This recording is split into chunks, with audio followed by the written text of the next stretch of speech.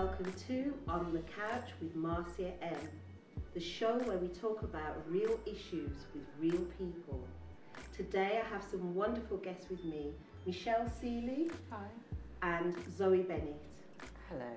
And today we're talking about the circumstances under which both of their fathers were tragically killed. Welcome, Michelle. Hi. Welcome. Thanks for taking up the offer to join me on the couch. I found your story really interesting when I met you. Your dad was killed in the 1974 IRA bombings? Yeah. Okay. Tell us about your dad. What was his name? Paul Davis. Okay. He was 17 at the time. Fun, energetic, as I was told, because I didn't actually know. You didn't know him? You know, Okay. I was, when it happened, 6 months old at the time. Right. Yeah, went out one night.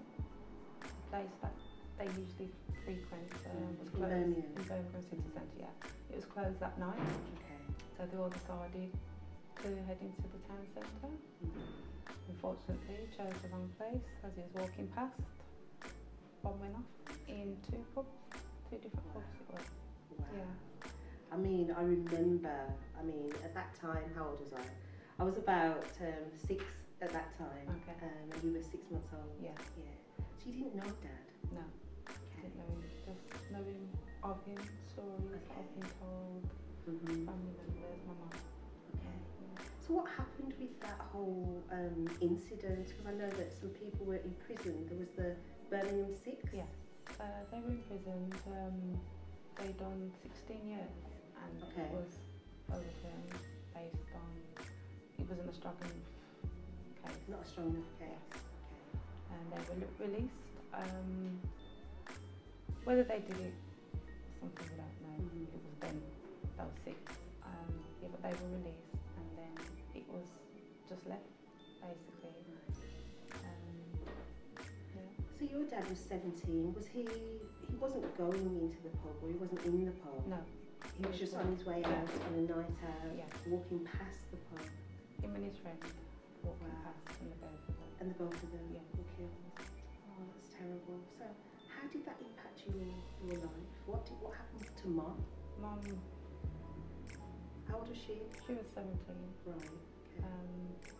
17, child as well, with a child. Yes. She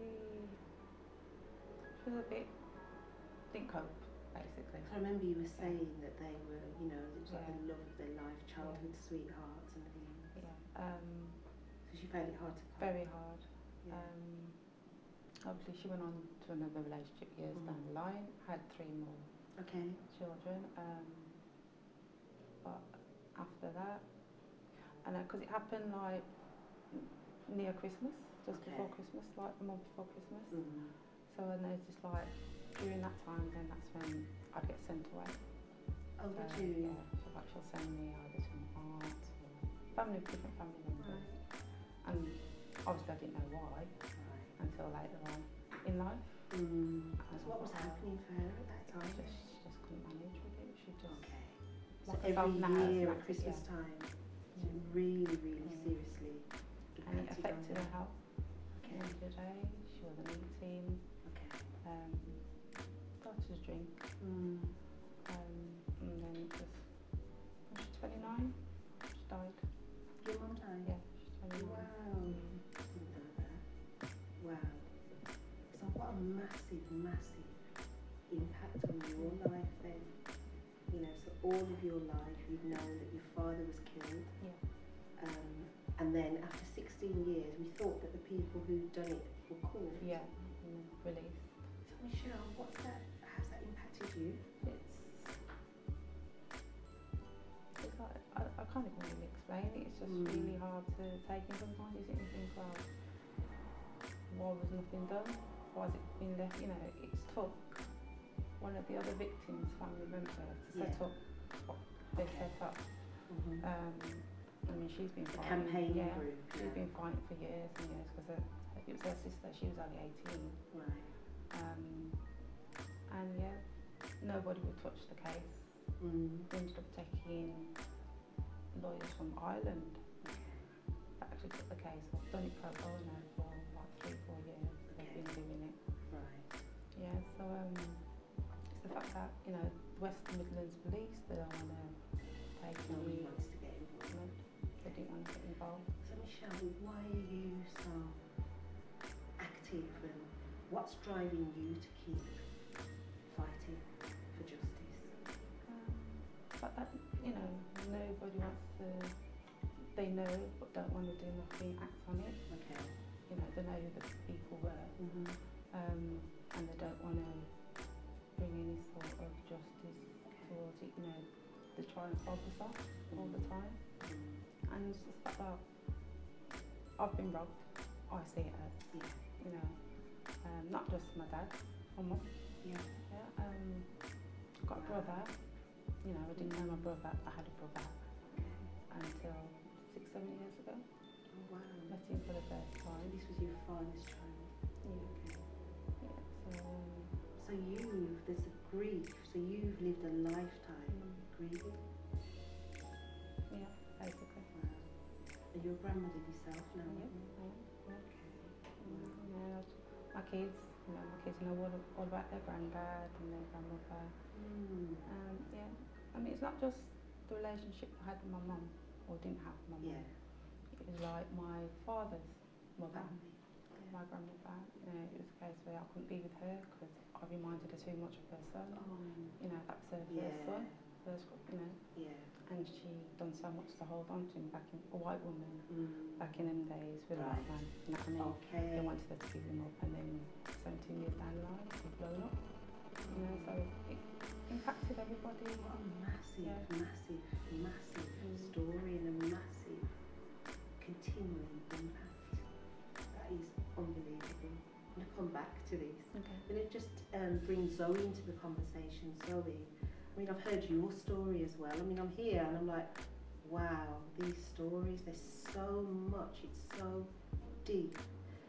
Zoe, you lost your father. I mean, you knew your dad. Tell us about your dad, Errol Bennett. Errol Bennett was the greatest, kindest, selfless human being that ever existed. All he ever focused on was being a community man, being there to help others, and no matter what it was, big or small, and you needed help with it, he'd make it happen. And if he couldn't do it, he'd know a man who could and make it happen, and would never charge anyone anything. So what happened? My dad,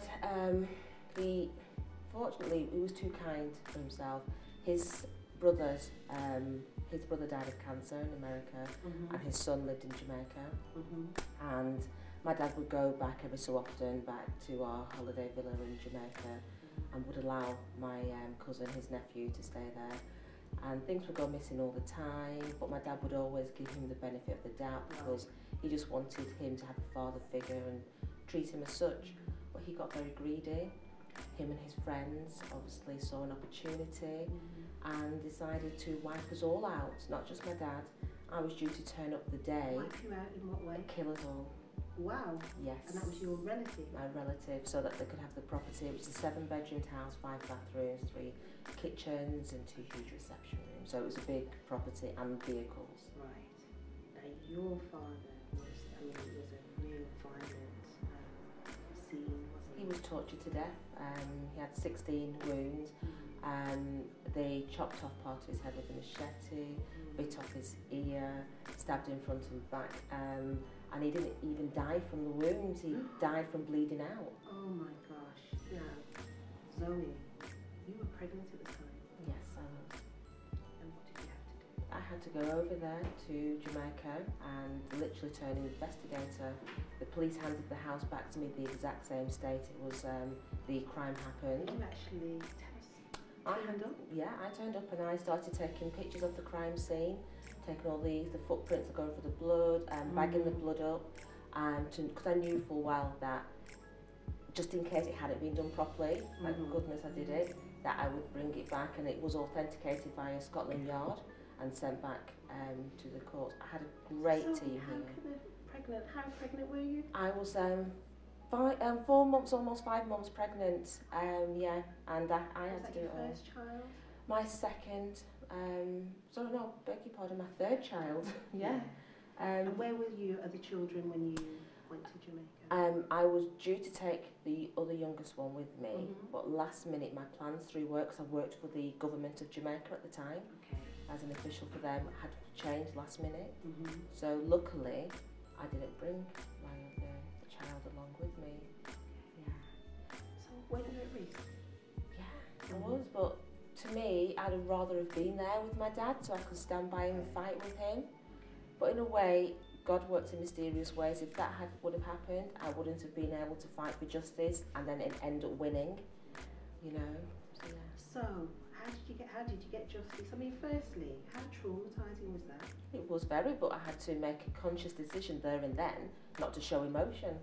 I had to just suck it up and start doing what my dad taught me, how to be a strong individual. I mean, when you were telling me a bit of your story, what really struck me, Zoe, was when you were making the decision to fly to Jamaica and you were leaving your children and your partner behind. Okay, so this was after one of the murderers called me and started taunting me a month after he killed my dad about how he killed him, why he killed him, so I recorded it. That went back again, was authenticated by Scotland Yard, it went back. And I was getting death threats. And I was, a letter came from the Foreign Office saying I had to go over there to the case. So someone had to identify and say it was Noëlle Bennett who's been murdered so the case could go forward. So I'd literally had to say goodbye to my children, everyone that I knew, because the death threat was if they step foot in Jamaica, they'll send a gunman for me. So I had to just literally switch out of my life and just prepare to die. And I was ready for that, so I said goodbye to my children.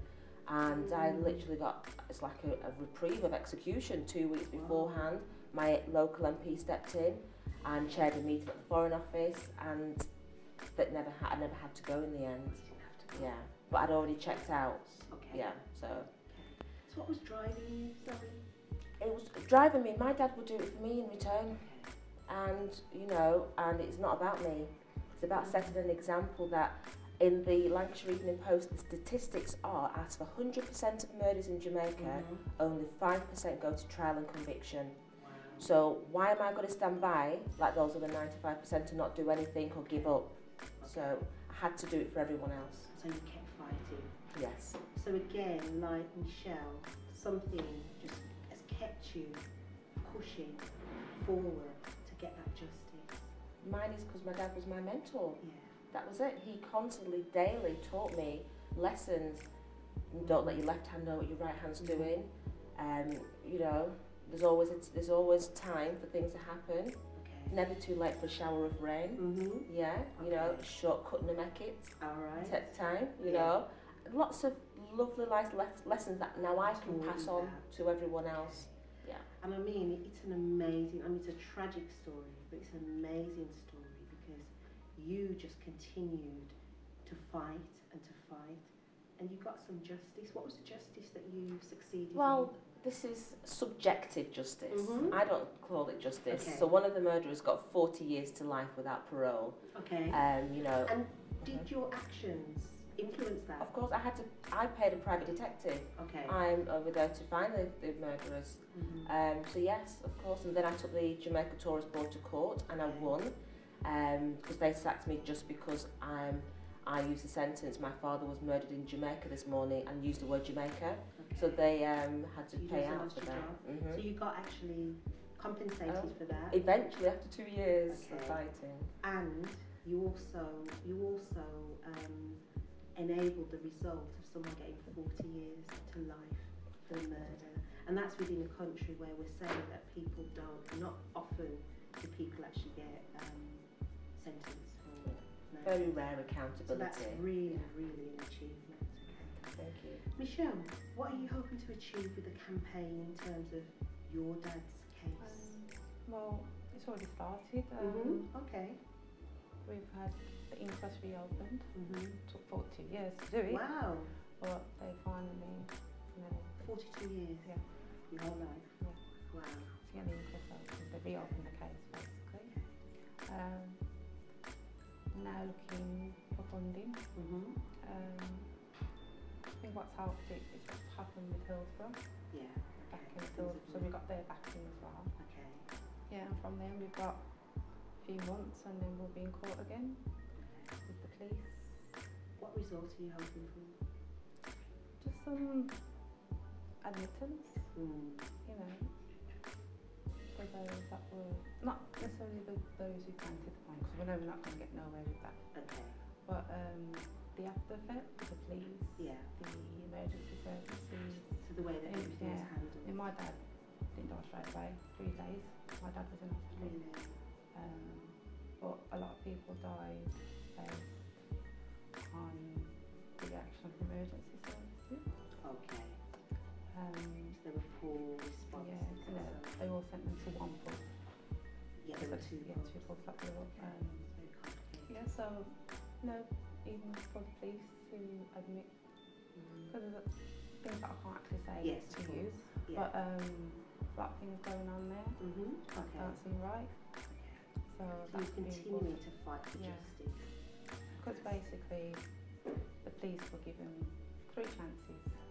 They were told up until the very day the pub bombings happened that the bombs had been planted and they're going to go off from where they were planted, and did nothing. So that's why the inquest was reopened on those basis. How's this? Thank you. So what I'm hearing is that without individuals like yourselves actually being driven to campaign, being driven to fight for justice, often people don't get justice. Many people. True. How's your life changed, Zoe, since this? Well, since this, because obviously I checked out, so right now, like I said, I don't live for me, I live for helping others. That's how my life's changed. Wow.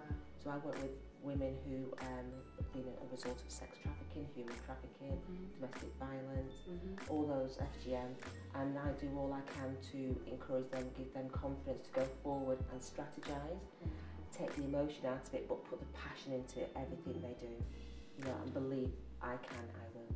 Fantastic, fantastic.